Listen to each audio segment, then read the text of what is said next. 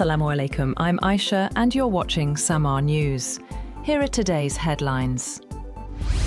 The US and Iran appear no closer to finding an end to their war after the two sides traded fire in the Gulf amid a tenuous ceasefire. Washington has been awaiting Tehran's response to a US proposal that would formally end the war before talks on more contentious issues, including Iran's nuclear program. Sporadic clashes continued on Friday between Iranian forces and US vessels in the Strait of Hormuz, Iran's semi-official Fars news agency reported. The Tasnim news agency later cited an Iranian military source saying the situation had calmed, but warning more clashes were possible.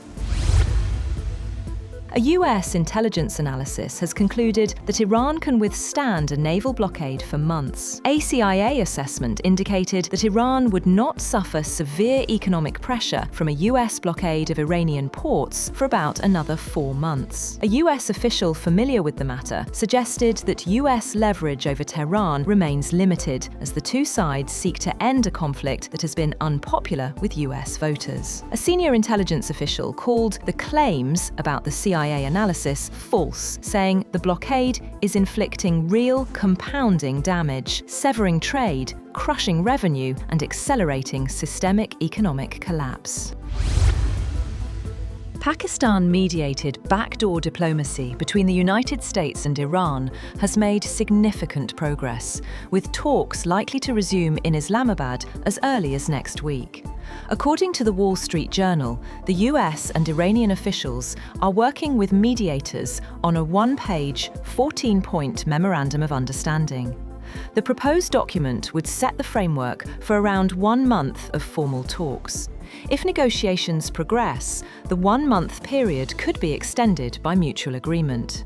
The proposed talks are expected to include detailed discussions on Iran's nuclear program, uranium enrichment, and the handling of Iran's highly enriched uranium stockpiles. The US Treasury has announced sanctions against 10 individuals and companies, including several in China and Hong Kong, over accusations they aided Iran's efforts to secure weapons and the raw materials needed to build its Shahed drones and ballistic missiles. In a statement, Treasury said it remained ready to take economic action against Iran's military-industrial base to prevent Tehran from reconstituting its production capacity.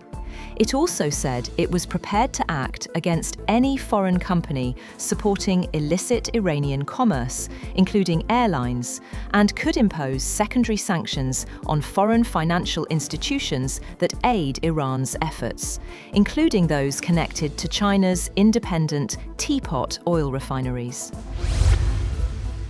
Iranian Foreign Minister Abbas Araghchi has rejected US intelligence claims that Tehran's military capabilities were weakened by the war, saying Iran's missile inventory now stands at 120% of pre-war levels. In a social media post, Araghchi accused Washington of repeatedly choosing reckless military adventure whenever diplomacy is possible.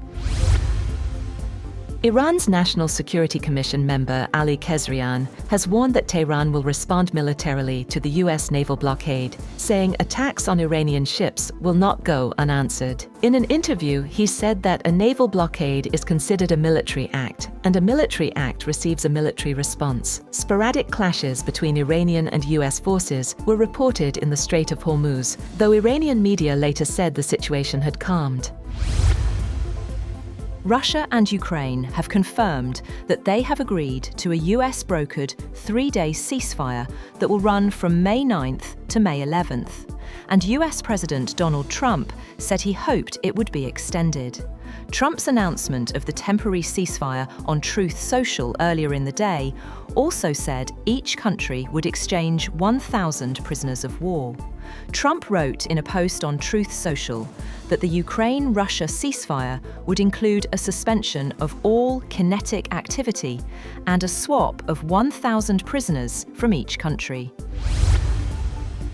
The International Monetary Fund has approved the latest review of Pakistan's reform program, unlocking $1.2 billion in fresh financing under the ongoing IMF arrangements. Finance Minister Muhammad Aurangzeb said the decision reflects progress on difficult but necessary economic reforms. The package includes around $1 billion under the Extended Fund Facility and $200 million through the Resilience and Sustainability Facility. The IMF said Pakistan met key targets linked to taxation, energy pricing and fiscal discipline, while a new IMF mission is expected in Islamabad later this month for budget talks and further reform discussions.